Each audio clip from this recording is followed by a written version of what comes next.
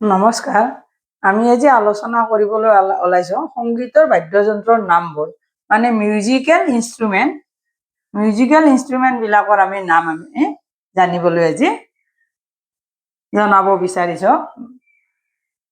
প্ৰথমতে musical instrument বুলি কোৱাৰ লগে লগে আমাৰ মনলৈ বিভিন্ন ইনষ্ট্ৰুমেণ্ট বিলাকৰ ভাৱধাৰা আহে আৰু সেইবিলাকৰ নাম কিছুমান আমি জানো, কিছুমান নাজানো, আৰু সেই বিষয়ে আজি জনাব বিচাৰিছো। প্ৰথমতে আমি ক'ব বিচাৰিছো ড্ৰামক আমাৰ অসমীয়াত কি বুলি কয়? ঢোল। ড্ৰাম হ'ল আমাৰ ঢোল। তাৰপিছত ফ্লুট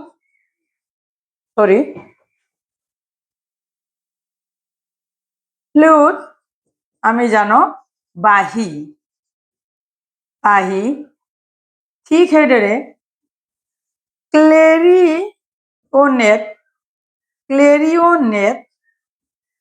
ক্লেৰিঅনেট মানে আমাৰ কাঠৰ বাঁহী।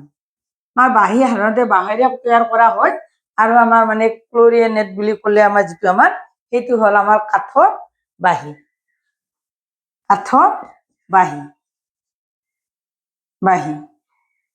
ঠিক সেইদৰে বেগ পাইপ আমি বেগ পাইপ এবিধ পেঁপা, আমি পেঁপাৰ ক্ষেত্ৰত আমি এইটো ব্যৱহাৰ কৰোঁ। এবিধ পেঁপা বুলিয়ে কওঁ আমি, এবিধ পেঁপা। ঠিক সেইদৰে বেল আমি জানো, বেল মানে ঘণ্টা, ইও এটা বাদ্যযন্ত্ৰতে পৰে। ঘণ্টা, আমাৰ ঘণ্টা বজোৱা হয় মন্দিৰ চন্দিৰ এইবিলাকত।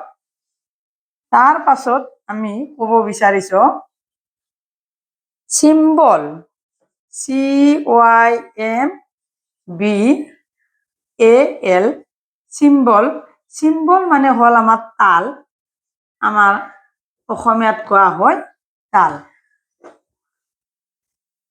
তাৰ পাছত গং, GONG, গং মানে হ'ল আমাৰ বৰকাহ ইংৰাজীত গং বুলি কোৱা হয়, GONG, গং।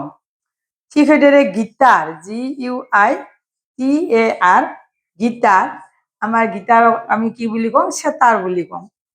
অসমীয়াত চেতাৰ শব্দটো ব্যৱহাৰ কৰা হয় আৰু ইংৰাজীত গীটাৰ শব্দটো ব্যৱহাৰ কৰা হয়। ঠিক সেইদৰে আমাৰ আছে আৰু হাৰ্প,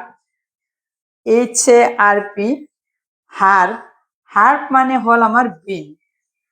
সৰস্বতী মা আদি আমি কিছুমান বীণ আমি দেখা পাওঁ, ইতিমধ্যে ইংৰাজীত কি বুলি কয়? হাৰ্প বুলি কোৱা হয়। ঠিক সেইদৰে আন কিছুমান আছে আমাৰ মানে টেম্বাৰিন, টেম্বাৰিন,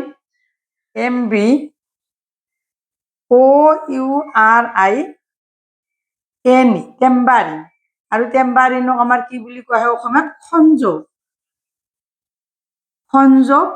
সংযোগ ইংৰাজীত কোৱা হয় টেম্বাৰিন। ঠিক সেইদৰে টমটম আছে,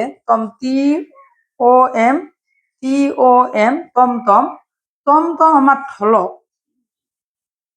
মানে ডাঙৰ বাদ্যযন্ত্ৰ টমটম। ঠিক সেইদৰে ভায়লিন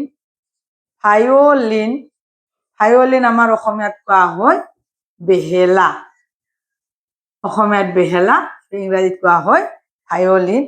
সেইদৰে হুইচেল বানানটো আমি সাধাৰণতে ব্যৱহাৰে কৰি থাকোঁ। হুইচেল আমাৰ অসমীয়াত কোৱা হয় কুহুৰিক মানে ইংৰাজীত কোৱা হয় হুইচেল। গতিকে এইবোৰ হ'ল আমাৰ ইংৰাজী আৰু অসমীয়াত বাদ্যযন্ত্ৰৰ নামবোৰ। প্ৰতিভা এডুকেশ্যনেল মেটাৰ চেনেলটো ছাবস্ক্ৰাইব কৰিব, ভিডিঅ'টোত এটা লাইক দিব, কমেণ্টছৰ লগতে শ্বেয়াৰ কৰিবলৈ অনুৰোধ জনালোঁ। আজি আমি কিছুমান বাদ্যযন্ত্ৰৰ নামৰ বিষয়ে আলোচনা কৰিলোঁ। কোনবোৰ বাদ্যযন্ত্ৰ অসমীয়াত কি বুলি কয় বা ইংৰাজীত কি বুলি কয়, এই বিষয়ে আমি আলোচনা কৰিলোঁ। আজিলৈ ইমানে, নমস্কাৰ।